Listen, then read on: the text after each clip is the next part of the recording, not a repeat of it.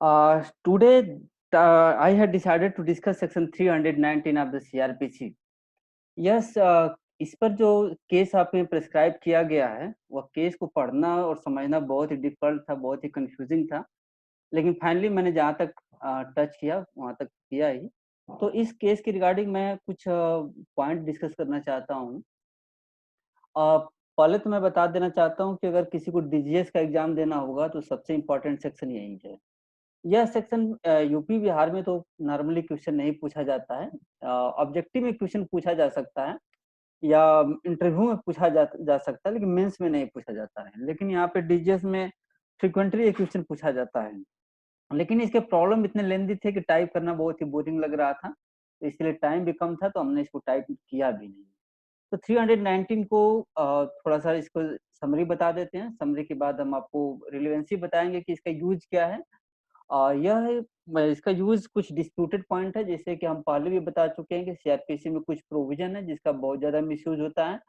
उसमें से पहला प्रोविज़न मैं आपको हमेशा कहता हूँ कि 167 है जो बेल का है।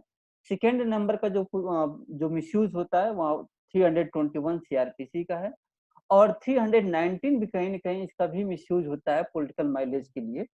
तो इसमें एडिशनल एक्यूज़ यहाँ पे डी छूट गया है, एडिशनल एक्यूज़ के बारे में बात है।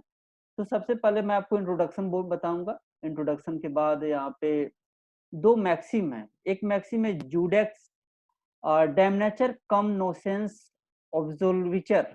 इस मैक्सिम का मतलब ये है कि जजेस is condemned when guilty is acquitted.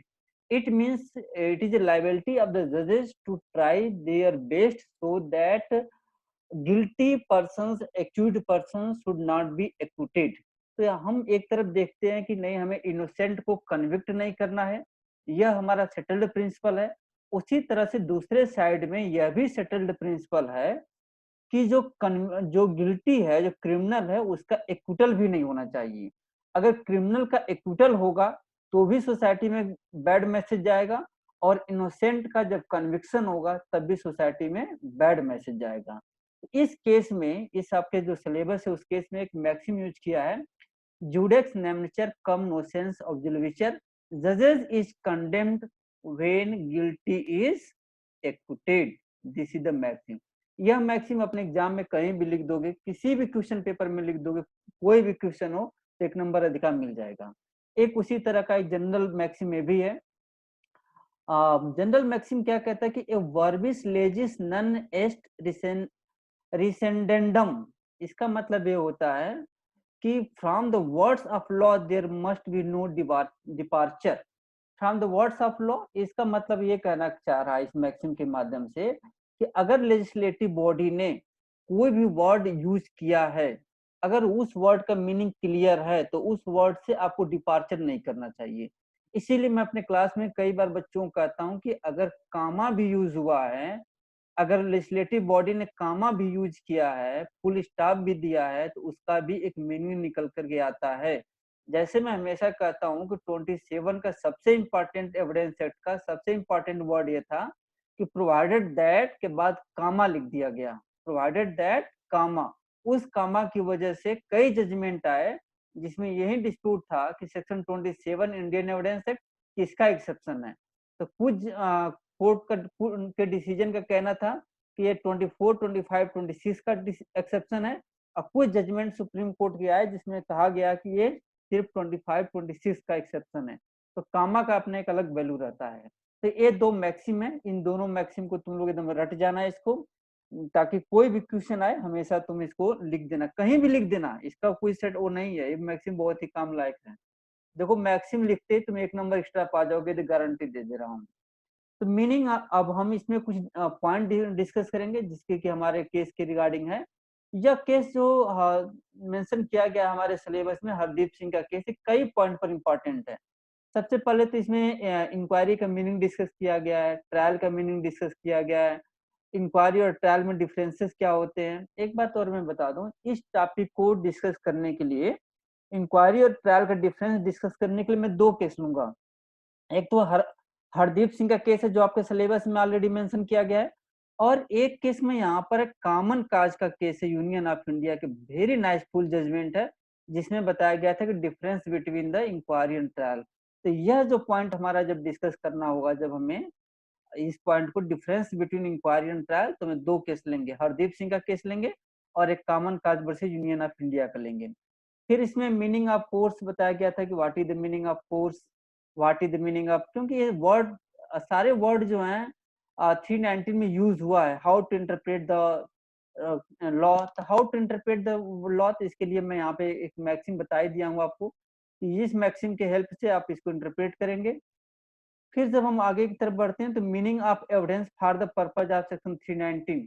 देखिए एविडेंस का मीनिंग हम एविडेंस के क्लास में कई बार डिस्कस करते हैं, लेकिन वहां पे जो एविडेंस का मीनिंग है, जो सेक्शन 3 में एविडेंस का वर्ड डिफाइन किया गया है कि एविडेंस ओरल एविडेंस होना चाहिए और डॉक्यूमेंट्री एविडेंस होना चाहिए, उसमें यही कंडीशन था कि आइदर कोर्ट परमिट करे या कोर्ट के सामने प्रोड्यूस करे, तो वो बहुत ही इंपॉर्टेंट पॉइंट था। तो क्या वही एविडेंस की मीनिंग यहाँ पे अप्लीकेबल होगी या यहाँ एविडेंस का मीनिंग समथिंग डिफरेंट है? इसी बात पर एक बहुत ही कई पेजेस की जजमेंट इसमें है, जिसमें यही डिस्कस किया गया है कि क्या हम सेक्शन 3 का जो एविडेंस का डिफिनीशन दिया गया है एविडेंस एक्ट में, उसको बारो कर लें या यहाँ समथिंग डिफरेंट मीनिंग है। इस पॉइंट को भी हम डिस्कस करेंगे। और एक नेक्स्ट पॉइंट ये था कि क्या 319 के अंतर्गत जो एडिशनल एक्यूज को ऐड करने की जरूरत है। एडिशनल एक्यूज का मतलब ये होता है कि जैसे फ्रॉम द वेरी बिगिनिंग जब केस स्टार्ट हुआ तो किसी रीजन से उसका नाम आया ही नहीं। जैसे मान लीजिए कि अखिलेश है, अखिलेश का पॉलिटिकली लिंक बहुत ज्यादा है, इस समय योगी जी की सरकार है, वो भी सन्यासी है, ये भी कह रहा है कि सर ब्राह्मण ब्राह्मण की बात है, जो भी हो। अब ये क्या कर रहा है कि जब क्राइम तो हुआ, राइटिंग तो हुआ, लेकिन इसका क्या नाम एफआईआर में नाम ही नहीं आया, इसका एफआईआर में नाम नहीं आया। दूसरी तरफ आयुष का नाम तो एफआईआर में आया, लेकिन पुलिस ने उसके खिलाफ चार्जशीट ही नहीं सबमिट करी। देखिए पुलिस ने क्या किया है, इसमें कई क्रिमिनल हैं, एक आयुष है, दूसरा अखिलेश है, ये दोनों क्या है, दोनों हिंदू ग्रुप की तरफ से हैं, दोनों क्या किए हैं कि दोनों दंगा हुआ है, मारपीट किए हैं सब, लेकिन ये सब पॉलिटिकली बहुत ही स्ट्रांग हैं। एक का नाम तो एफआईआर में नहीं आने दिया गया और दूसरा का नाम एफआईआर में तो आया, लेकिन पुलिस ने चार्जशीट में उसका नाम ही नहीं लिखा गया। अब ठीक है भाई, चलो सरकार, अब इनका कोर्ट में मैटर चला गया, कोर्ट में जब मैटर चला गया तो प्रोसिक्यूटर भी स्टेट का होता है, स्टेट ने अखिलेश और आयुष का नाम वहां से रिक्वेस्ट ही नहीं किया कि इनके खिलाफ भी चार्ज फ्रेम किया जाए या इनके खिलाफ इन्वेस्टिगेशन, वो कुछ भी नहीं हुआ, ये दोनों डिस्चार्ज हो गए, दोनों का मैटर आया ही नहीं। लेकिन क्या हुआ कि फ्यूचर में योगी सरकार चेंज हो गई, अखिलेश यादव की सरकार आ गई। अब उसने देखा कि ये सब तो बीजेपी पार्टी से थे, सब तो विश्व हिंदू परिषद के सब थे, ये सब बच कैसे गए, ये सब ऑलरेडी एविडेंस थे। अब वहां से डायरेक्शन आता है पब्लिक प्रोसिक्यूटर को कि भाई अखिलेश और आयुष के खिलाफ एविडेंस इकट्ठा किया जाए, अगर एविडेंस है तो इकट्ठा किया जाए और इनको रिक्वेस्ट दिया जाए, कोर्ट को अप्लीकेशन दिया जाए कि अखिलेश और आयुष के खिलाफ भी केसेस स्टार्ट हों। अब क्या हुआ कि कोर्ट ने आयुष और अखिलेश को सम्मन इशू कर दिया कि आप दोनों के खिलाफ भी केस चलेगा। देखो दंगे में 15 लोग थे, तो उसमें से क्या हुआ था, 13 लोग के खिलाफ तो ऑलरेडी केस चल रहा था। 13 लोग क्या थे कि पॉलिटिकली बहुत स्ट्रांग नहीं थे, केस चल रहा था। दो का केस नहीं चल रहा था, आयुष का नहीं चल रहा था और अखिलेश का नहीं चल रहा था। तो अखिलेश यादव जी की सरकार आने के बाद यहाँ पर एप्लीकेशन पब्लिक प्रोसिक्यूटर की तरफ से आ गया कि अखिलेश और आयुष का नाम भी इन 13 एक्यूज के साथ ऐड किया जाए। अब यहाँ पे अखिलेश और आयुष दोनों परेशान। अब वो कहें कि नहीं, हमारा नाम कैसे ऐड कर सकते हैं आप, हमारा नाम तो उसमें एफआईआर में था ही नहीं। एक कह रहा है कि हमारे खिलाफ तो चार्जशीट ही नहीं सबमिट हुई, तो अचानक आप हमारे खिलाफ कैसे स्टार्ट कर सकते हैं 319 के अंतर्गत। तो 319 एक ऐसा सेक्शन है जो इतना वैल्यूएबल सेक्शन है कि अगर आप पॉलिटिकली स्ट्रांग हैं, भले फॉर टाइम बिंग के लिए आपका एफआईआर आपके खिलाफ नहीं हुआ है, भले ही आपके खिलाफ एविडेंस कलेक्ट नहीं किया गया है, आपका नाम चार्जशीट में सबमिट नहीं हुआ है, फिर भी अगर कोर्ट को एविडेंस सफिशिएंट लगता है, कोर्ट को अपीयर लगता है, तो प्रोसीडिंग के बीच में भी आपको बुला करके आप दोनों का नाम ऐड करके और दोनों का केस स्टार्ट हो जाएगा। तो आप ध्यान में रखो, आप ध्यान में रखो कि सत्ता किसी एक की नहीं होती है, तो सत्ता बदलते ही भुगतना पड़ जाएगा। तो 319 यही एक सेक्शन है जो एडिशनल एक्यूड की बात करता है। एडिशनल एक्यूड या डी छूट गया है, सॉरी फॉर दैट। यहाँ डी होना चाहिए था। जल्दी-जल्दी टाइप करते समय कुछ गलती हो जाती है। एडिशनल एक्यूट का मतलब यही है कि एडिशनल कुछ एक्यूट ऑलरेडी चल रहे थे, बाद में कुछ को ऐड किया गया, एडिशनल ऐड किया गया, something more had been added under section 319। इसीलिए हम एक और एग्जांपल आपको देना चाहते हैं। एक बार हुआ क्या था, जब यूपीए 2 की जब सरकार आई थी, तो यूपीए 2 में कई करप्शन के मैटर आने लगे, कई था मैटर इन्वॉल्व थे। उसमें कुछ हाई फाई प्रोफाइल लोग थे, उनका नाम आया ही नहीं। उनका उनका नाम, जैसे कि जब एफआईआर उनके खिलाफ लॉन्च ही नहीं हुआ, क्योंकि सरकार उन्हीं की थी सेंटर में, और स्टेट में भी कई जगह रन कर रहे थे या उनके पार्टी रन कर रही थी। तो बाद में क्या हुआ कि जब सरकार चेंज हुई तो उसमें एप्लीकेशन आ गया, एप्लीकेशन 319 के अंतर्गत आ गया। कहा गया कि भाई इन लोगों का नाम भले ही एफआईआर में नहीं हो, लेकिन फिर भी ये सब का एक्यूज का नाम आप ऐड करके इनके खिलाफ भी केस चलाइए। तो वही होता है कि बाद में केस नहीं चला, एप्लीकेशन तो आया लेकिन रिजेक्ट कर दिया गया। तो इस तरह का 319 का एक वैल्यू है। तो इस पॉइंट को हम डिस्कस करेंगे कि एक एक्यूड को बीच में ऐड करके करने का क्या प्रोसीजर है, कब ऐड किया जा सकता है, और यह बहुत ही सरप्राइजिंग भी हो सकता है किसी व्यक्ति के लिए। मान लीजिए कि 10 साल बाद आपका केस किसी केस में आपका नाम डाल करके केस में स्टार्ट कर दिया जाए। मान लीजिए कि बाबरी मस्जिद का केस है, बाबरी मस्जिद का केस चल रहा है। अब बाबरी मस्जिद का केस देखो, मैं एक एग्जांपल लेता हूँ बेटर अंडरस्टैंडिंग के लिए, बाकी और कोई इसका पर्पज नहीं होता है मेरा। अब इसमें ये है कि जैसे बाबरी मस्जिद का केसेस अभी चल रहे हैं, डेमोलिशन ऑफ बाबरी मस्जिद का। बाय चांस उसी केस में अगर कोई एप्लीकेशन सरकार दे दे कि नहीं, मिस्टर मोदी जी के खिलाफ भी मोदी जी को पार्टी बनाया जाए। अब मोदी जी को पार्टी बनाया जाए सेक्शन 319 के अंतर्गत। देखो अभी तो रूलिंग पार्टी में है, तो मोदी जी, अमित शाह जी या इन लोगों के खिलाफ किसी तरह का कोई मैटर नहीं बनता है। लेकिन बाय चांस अपोजिशन पार्टी आकर के अगर इस तरह का एप्लीकेशन दिलवा दे, तो क्या इनके खिलाफ प्रोसीडिंग चल सकती है? एक इमेजिन करो। तो इस तरह का इमेजिन को लेकर के हमें 319 को डिस्कस करना है। इस तरह से इसका वैल्यू डिस्कस होगा। तो अब इसको डिस्कस कैसे करें? इसको डिस्कस करने के लिए देखो, तुम्हारे सिलेबस में तो एक ही से वो है, क्या बोलते हैं, एक केस है, एक केस सिर्फ यही है। Hardeep Singh versus state of Punjab. Hardeep Singh versus state of Punjab के कॉन्स्टिट्यूशनल बेंच का तुम्हारे सिलेबस में है। बाकी केसेस तुम्हारे सिलेबस में नहीं है। लेकिन मैं हमेशा तुम लोगों को पहले भी कह चुका हूँ कि मैं सिलेबस कंप्लीट कराने के लिए नहीं पढ़ाता हूँ। मैं इसलिए पढ़ाता हूँ कि फ्यूचर में अगर कोई पढ़ करके निकले तो उसको ये न रहे कि नहीं क्या पढ़ना है क्या नहीं।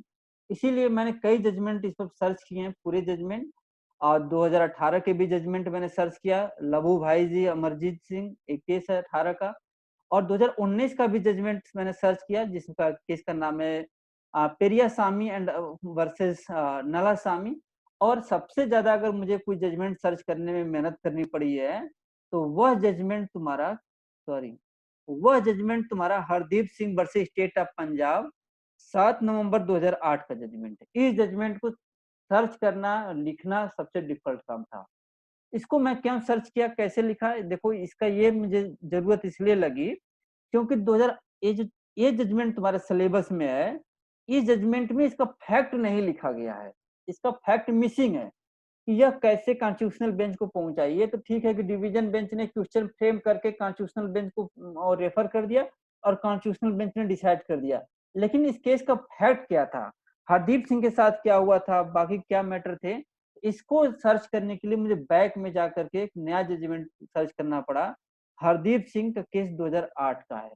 इन दोनों में डिफरेंस ये मैं बताऊंगा कि 2008 का जजमेंट, अगर इसी जजमेंट में डाउट था, क्लैरिटी नहीं थी, इसी वजह से डिवीजन बेंच ने मैटर किसको भेजा, फुल बेंच को भेजा। तो फुल बेंच ने क्या किया, कॉन्स्टिट्यूशनल बेंच ने मैटर को डिसाइड किया। तो हम कह सकते हैं कि 2008 का अगर जजमेंट नहीं होता सुप्रीम कोर्ट का, तो वह 2014 का जो आपके सिलेबस में जजमेंट है उसकी कल्पना नहीं की जा सकती थी। तो इन केसों के माध्यम से हम धीरे धीरे आपको गाड़ी बढ़ाते हैं, आगे निकलते हैं। तो तुम लोगों से मैं रिक्वेस्ट करता हूँ कि सिलेबस के रिगार्डिंग कभी मत पढ़ो। सिलेबस तो जो भी है, ये पांचों केस को पढ़ लेना, बहुत ही इंपॉर्टेंट है। देखो पांचवा केस ये है कि अगर करंट का जजमेंट लिखते हो 2014 में क्या हुआ, 19 में क्या चेंज हो गया, 19 में क्या हुआ, तो करंट जजमेंट तो तुम्हें जानना बहुत जरूरी है ना, ये सब मार्क्स देते हैं तुम्हें। इंट्रोडक्शन में तो मैं बता ही दिया हूँ कि मान लीजिए कि अगर जनरली रूलिंग पार्टी है, अगर कोई भी रूलिंग पार्टी है, मान लीजिए कि मैं ही अगर यादव हूँ तो मैं उम्मीद करूंगा थोड़ा बहुत कि अगर यादव की सरकार आएगी तो कुछ फायदा मिलेगा। तो जो भी चीजें हैं तो रूलिंग पार्टी है, तो रूलिंग पार्टी में पुलिस डिपार्टमेंट और इन्वेस्टिगेटिंग एजेंसी किसके हैंड में होती है? रूलिंग पार्टी के हाथ में होती है। और कभी भी अलाउ नहीं करता है कि उसके जो कार्यकर्ता हैं उनके खिलाफ केसेस चलें, लेकिन अपोजिट पार्टी आने पर सिचुएशन चेंज होता है, 319 यूज होता है। तो इसके बाद हम इंट्रोडक्शन को डिस्कस करने की बहुत ज्यादा जरूरत नहीं है। अब हम डायरेक्ट सेक्शन पर आ जाते हैं। सेक्शन है क्या? देखिए सेक्शन में चार क्लासेज हैं, 1 2 3 4, लेकिन चार क्लासेज में सबसे इंपॉर्टेंट क्लास 1 ही है। और क्लास 1 से इसके इसेंशियल इंग्रेडिएंट निकल करके आते हैं कि इसके इसेंशियल इंग्रेडिएंट क्या क्या हैं। तो जितने वर्डिंग है इसमें, जितने मैं हाईलाइट किया हूँ, इस सारे वर्डिंग का एक मीनिंग इसमें डिस्कस किया गया है। और हेडिंग जो भी है, देखिए हेडिंग मैं हमेशा कहता हूँ कि हेडिंग मैं आप लोगों के अंडरस्टैंडिंग के लिए बनाता हूँ। ए हेडिंग है या ए हेडिंग है, ये मैंने खुद फ्रेम किया है। बाकी जो वर्ड है आपके डायरेक्ट के वर्डिंग है, उसको मैं कुछ चेंज नहीं करता। अब ये कह रहा है कि अब इसको हम पढ़ते हैं कि where in the course of, where in the course of. अब कोर्स का मीनिंग क्या है इस केस में बताया जाएगा कि कोर्स का मीनिंग क्या है। तो कोर्स का मीनिंग इधर कंटिन्यूएशन के सेंस में लिया जाएगा। Whether in the where in the course of any inquiry or trial. अब एनी इंक्वायरी और ट्रायल, अब ट्रायल और इंक्वायरी में डिफरेंस क्या है इस पॉइंट पर डिस्कस कर लेंगे, बाद में हो जाएगा, कोई दिक्कत नहीं है।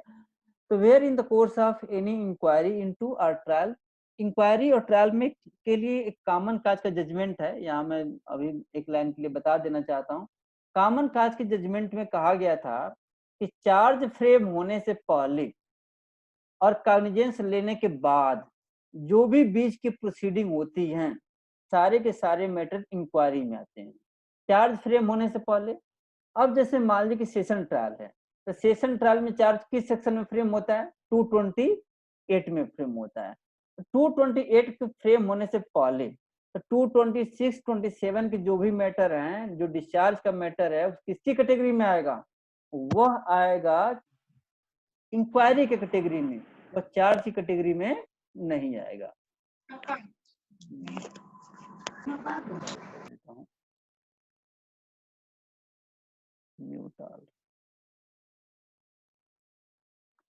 हाँ, तो इस केस में बताया गया था, कॉमन काज के केस में इंक्वायरी और ट्रायल में डिफरेंस ये है कि चार्ज फ्रेम होने से पहले जो भी प्रोसीडिंग फॉलो की जाती है वह इंक्वायरी होती है, और चार्ज फ्रेम होने के बाद जो भी प्रोसीडिंग होती है वह ट्रायल होता है।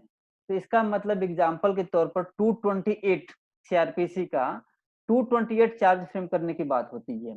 तो चार्ज फ्रेम करने से पहले के जो डिस्चार्ज होते हैं वह होता है इंक्वायरी के दौरान। लेकिन जब चार्ज फ्रेम हो जाएगा तो एक्यूटल होगा या कन्विक्शन होगा। तो एक्यूटल कन्विक्शन के जो पार्ट होते हैं या एविडेंस एक्यूड का प्रोसिक्यूशन का लेने की बात होती है और ट्रायल के दौरान होता है। दूसरा एग्जांपल लेते हैं, 240 के अंतर्गत चार्ज फ्रेम होता है। तो 240 के अंतर्गत चार्ज फ्रेम होता है, तो 240 से पहले का जो प्रोसीडिंग है वह कहलाएगा इंक्वायरी। तो ये सब सेक्शन डिस्कस करने की जरूरत नहीं है। तो इंक्वायरी और ट्रायल का क्या अंतर है? तो यह सेक्शन सिर्फ इंक्वायरी और ट्रायल के दौरान ही अप्लीकेबल होगा, यह इन्वेस्टिगेशन के दौरान अप्लीकेबल नहीं होगा। और it appears from evidence, evidence के बेसिस पर अपीयर होना चाहिए। क्या अपीयर होना चाहिए, क्या लगना चाहिए? कि that any person not being the accused, जो इस समय प्रेजेंट टाइम में एक्यूज्ड नहीं है, has committed an offence for which such person could be tried together with the accused. कह रहा है कि वह व्यक्ति जो इस समय एक्यूज्ड नहीं है, वह ऐसा क्राइम किया है जो कुड बी मतलब कि जिसका किया जाना चाहिए था लेकिन उसको किया नहीं गया, जिसका ज्वाइंट ट्रायल किया जाना चाहिए था लेकिन ज्वाइंट ट्रायल नहीं किया गया। तो कोर्ट में, ये कोर्ट का डिस्क्रिशनरी पावर है, कोर्ट को आप कंपेल नहीं कर सकते, कोर्ट अपना फैक्ट के बेसिस पर जो भी डिसीजन लेगा वो लेगा। तो कोर्ट में हर proceed against such person for the offence which he appears to have committed. तो इस तरह के व्यक्ति के खिलाफ कोर्ट अपना प्रोसीडिंग स्टार्ट कर सकती है। तो आपने देख लिया कि क्लास 1 कहता है कि अगर इंक्वायरी या ट्रायल के दौरान एविडेंस के आधार पे कोर्ट को यह अपीयर होता है कि एक व्यक्ति को जिसका कि ट्रायल किया जाना चाहिए था उसका ट्रायल नहीं किया जा रहा है, उस व्यक्ति के खिलाफ भी कोर्ट प्रोसीडिंग स्टार्ट कर सकती है। प्रोसीडिंग स्टार्ट करने का मतलब क्या है? तो उस व्यक्ति के खिलाफ सम्मन इशू कर सकती है, उस व्यक्ति को अरेस्ट करवा सकती है और उस व्यक्ति के खिलाफ केस को स्टार्ट कर सकती है। तो कोर्ट केस स्टार्ट कैसे करेगा? क्लास 1 का कंडीशन हो गया। क्लास 2 कहता है कि उस व्यक्ति अगर कोर्ट में नहीं आता है तो दो मेथड है, अरेस्ट करा लीजिए या सम्मन इशू करा लीजिए। एक बात और मैं बता दूं, अभी अभी बस इंग्रेडिएंट डिस्कस करने के बाद डीजीएस का एक ऑब्जेक्टिव का क्वेश्चन पेपर सॉल्व करूंगा, इंग्रेडिएंट क्लियर हो जाएगा तभी मैं केस को प्रोसीड करूंगा। तो अभी देखते रहना, ये मत करना कि सर ये पॉइंट डिस्कस ही नहीं किए थे। अब कह रहा है कि सॉरी सॉरी कहाँ गया? हाँ, अब कह रहा है कि एडिशनल एक्यूज इन कोर्ट, अगर कोर्ट में एडिशनल एक्यूज बैठा है तो आप क्या करेंगे? वहां पे अंडर अरेस्ट या अपॉन समन्स जो भी है इशू करके may be detain in such for the purpose of, उस व्यक्ति को देखो अगर कोर्ट में हम बैठा है, देखो क्लास 2 कहता है कि अगर कोर्ट में अपीयर नहीं होता है तब उसका अरेस्ट या सम्मन करवा लेंगे। अगर कोर्ट में बैठा है तो आप उसका अरेस्ट करा लेंगे या ऑन द स्पॉट सम्मन दे करके उसके खिलाफ प्रोसीडिंग स्टार्ट कर देंगे। प्रोसीडिंग स्टार्ट करेंगे तो कैसे होगा? How proceeding shall be started against him. तो अगर नया व्यक्ति को जिसके खिलाफ प्रोसीडिंग स्टार्ट कर रहे हैं तो उसके खिलाफ फ्रेश प्रोसीडिंग स्टार्ट होगी। कैसे प्रोसीडिंग स्टार्ट होगी? फ्रेश। भाई आप लोग म्यूट अपने आप खुद कर लिया करिए, बहुत आवाज आती है कान में। आप फ्रेश प्रोसीडिंग स्टार्ट करेंगे, ये देखिए क्या होगा, फ्रेश प्रोसीडिंग स्टार्ट की जाएगी। ये इंपॉर्टेंट है, यही डीजीएस का क्वेश्चन है कि अगर किसी व्यक्ति को एडिशनल एक्यूज के रूप में ऐड किया जाता है तो क्या होगा? क्या फ्रेश प्रोसीडिंग स्टार्ट होगी? तो आंसर होगा कि यस, फ्रेश प्रोसीडिंग स्टार्ट होगी। दूसरा क्वेश्चन है कि क्या रीहेयरिंग होगी एक्यूज की? तो यस, एक्यूज की रीहेयरिंग होगी। तो फ्रेश प्रोसीडिंग भी होगी और रीहियरिंग भी होगी और उनके खिलाफ प्रोसीडिंग ऐसे चलेगी इन इस कंडीशन को छोड़ करके कि as it has been started from the taking of the cognizance of the. बस एक लास्ट वो ले लेता हूँ, एक ऑब्जेक्टिव क्वेश्चन ले लेता हूँ, इसके बाद आगे बढ़ जाता हूँ। ऑब्जेक्टिव क्वेश्चन बहुत बढ़िया क्वेश्चन है जिससे कि क्लियर हो गया सब पॉइंट, इसीलिए मैं तुम लोगों को थोड़ा सा देना। देखो डीजीएस में क्वेश्चन आया हुआ था, डीजीएस 2019 का क्वेश्चन है। इस क्वेश्चन की खासियत क्या थी कि इसमें कहा गया था कि which of the following statement is incorrect with regard to the application. आपको क्या सर्च करना है इसमें? आपको इसमें इनकरेक्ट सर्च करना है। तो स्टेटमेंट देखो, पहला स्टेटमेंट क्या है?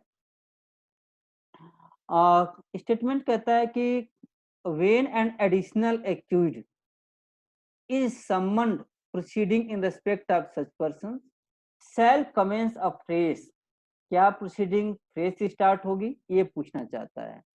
कह रहा है कि अगर एडिशनल एक्यूज ऐड होगा और उसे सम्मन इशू किया जाएगा तो क्या उस व्यक्ति के खिलाफ प्रोसीडिंग फ्रेश होगी या नहीं होगी? तो अब बताओ कि फ्रेश होगी कि नहीं होगी? तो क्लास 4 कह रहा था कि ऐसे व्यक्ति के खिलाफ प्रोसीडिंग फ्रेश होगी। इसका मतलब क्लास जो ऑप्शन फर्स्ट है वो करेक्ट है। अब सेकेंड में जाते हैं। सेकेंड ऑप्शन ये है कि an accused can be discharge can never be summon under section 319 CrPC. कह रहा है कि अगर एक एक्यूज डिस्चार्ज हो चुका है तो उसे 319 के अंतर्गत कभी भी सम्मन इशू नहीं हो सकता। इसका आंसर बेयर एक्ट में नहीं है। इसका आंसर किस में मिलेगा? इसका आंसर 3 जजमेंट में मिलेगा। इसका जजमेंट आपको हरदीप सिंह के केस में मिलेगा और भालू भाई जो भी केस लिखा था वो सब में मिलेगा।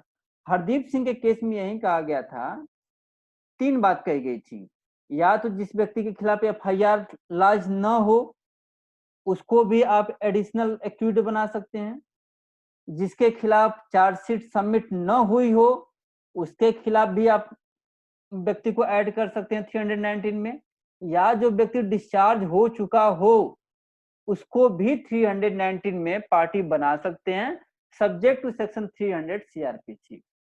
तो इस केस में हरदीप सिंह के केस में कहा गया था कि अगर व्यक्ति कोई भी कंडीशन हो किसी भी स्टेज में हो जब तक कि एक्विटल या कन्विक्शन न हो चुका हो, जब तक कि सेक्शन 300 सीआरपीसी में मैटर न आ रहा हो, उस व्यक्ति को आप यहाँ पे या आप यहाँ पे उस व्यक्ति को 319 में ऐड कर सकते हैं। यह स्टेटमेंट गलत है। नेक्स्ट पॉइंट ऑप्शन सी है कि when additional accused is summon, witness shall be reheard. अब बताइए कि विटनेस का अगर रीहर्ड हो गए कि नहीं होंगे। तो क्लास 4 इसका भी कह रहा था। क्लास 4 दो बात कह रहा था कि प्रोसीडिंग फ्रेश होगी और विटनेस रीहियरिंग होगा, रीहियरिंग विटनेस का होगा।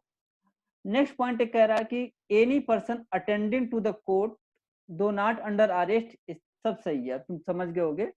इसके माध्यम से पढ़ लेना, एक क्वेश्चन है। अब फिर से to the point case start करता हूँ। मतलब ये ध्यान में रखना है कि अगर नया व्यक्ति ऐड होगा तो उस व्यक्ति के खिलाफ प्रोसीडिंग फ्रेश स्टार्ट होगी, रीहियरिंग होगा, ये सब चीजें हैं। अब 319 क्लास 1 यहाँ पर भी गलत लिख दिया हूँ, 190 की जगह 319 लिखना चाहिए, दूसरा गलत है।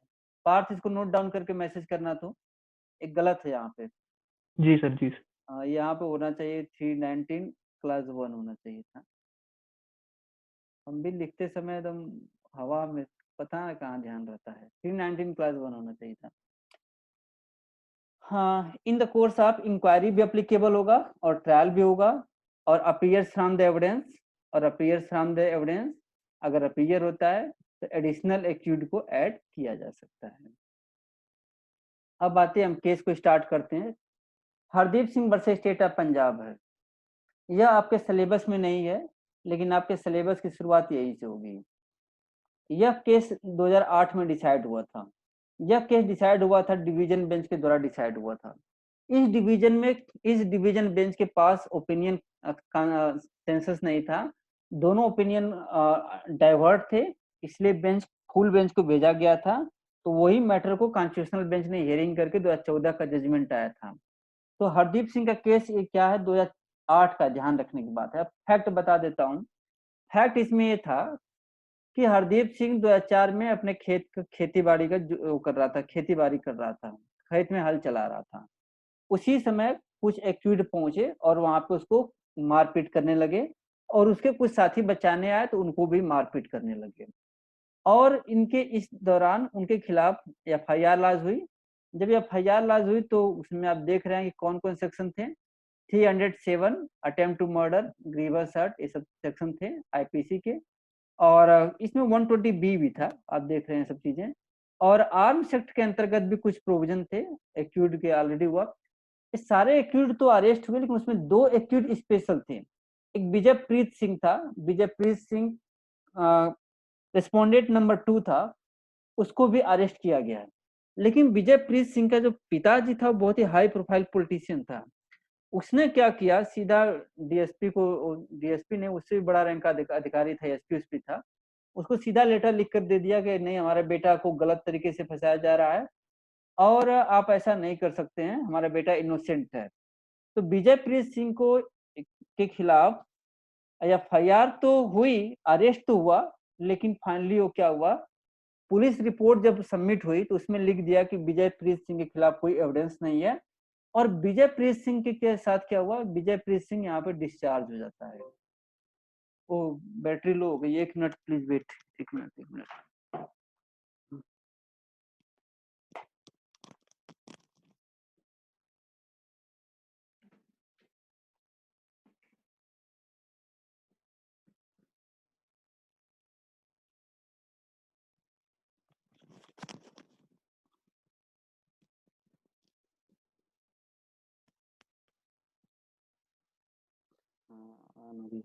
हाँ, जहाँ तक सेकेंड क्लास की बात है तो मैं ग्रुप में लिख करके बताऊंगा कि सेकेंड क्लास लूंगा कि नहीं आज, क्योंकि अभी लग रहा है बच्चा बहुत रो रहा है और वाइफ को बहुत ही परेशान किया हुआ है। तो उसके लिए ग्रुप में बताऊंगा, अगर मैं तुरंत ही लिख कर बता दूंगा 2 मिनट बाद ही क्लास खत्म होने के बाद कि सेकेंड क्लास लूंगा कि नहीं लूंगा।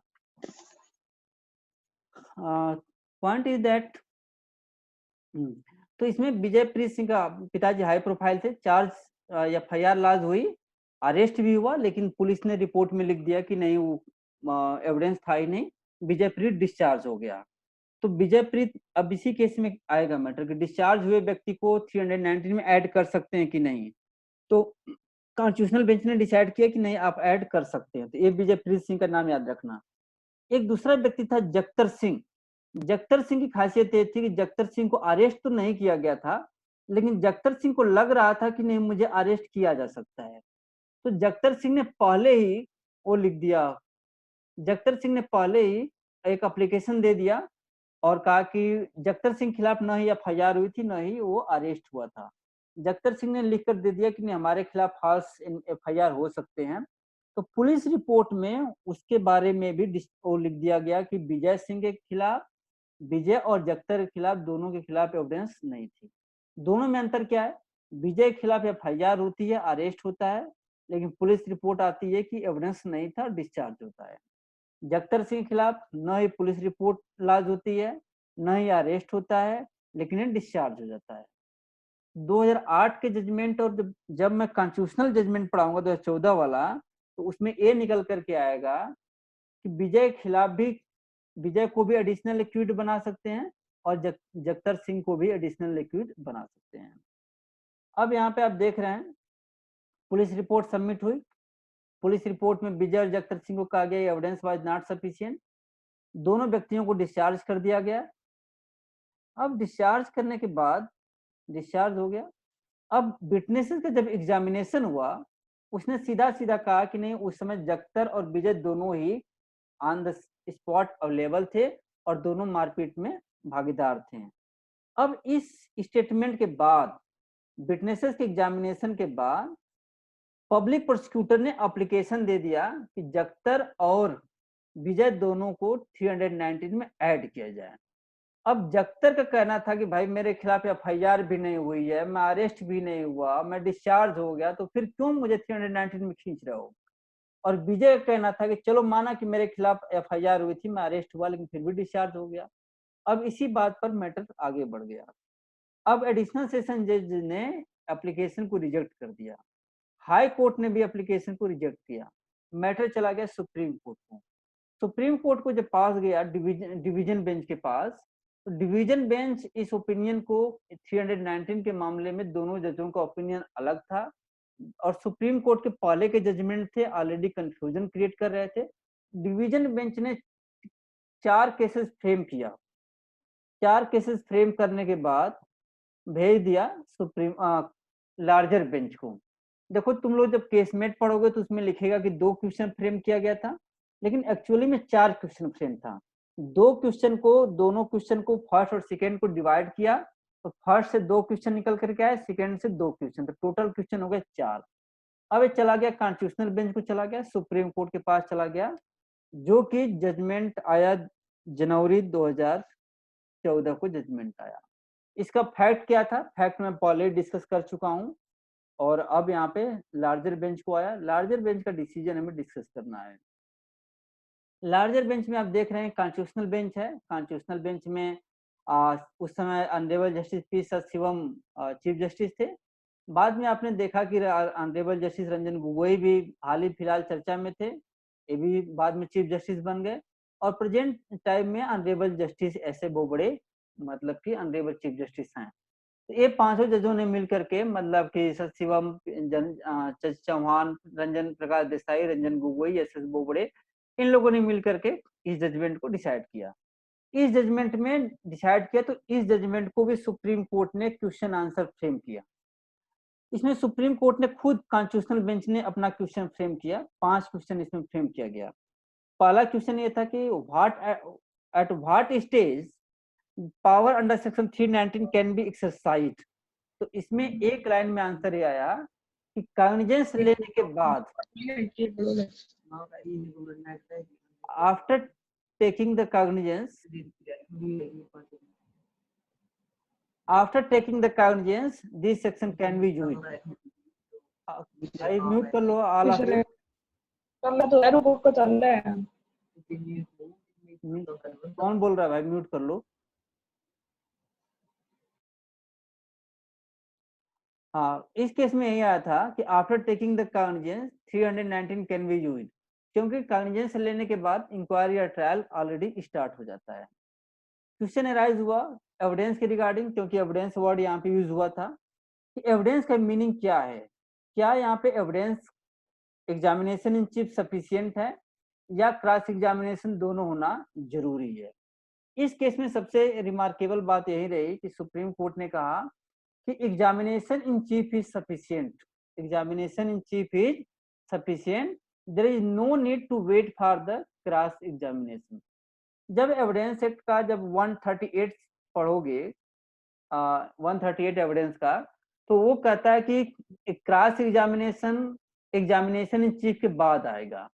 तो कोर्ट का कहना इसमें यही था कि जहां पे एग्जामिनेशन इन चीफ हो गया और क्रॉस एग्जामिनेशन नहीं हुआ और एविडेंस अपीयर हो रहा है कि ना हाँ एक्यूज्ड ने क्राइम किया है, उस व्यक्ति को ऐड किया जा सकता है, क्रॉस एग्जामिनेशन का वेट करने की जरूरत नहीं है।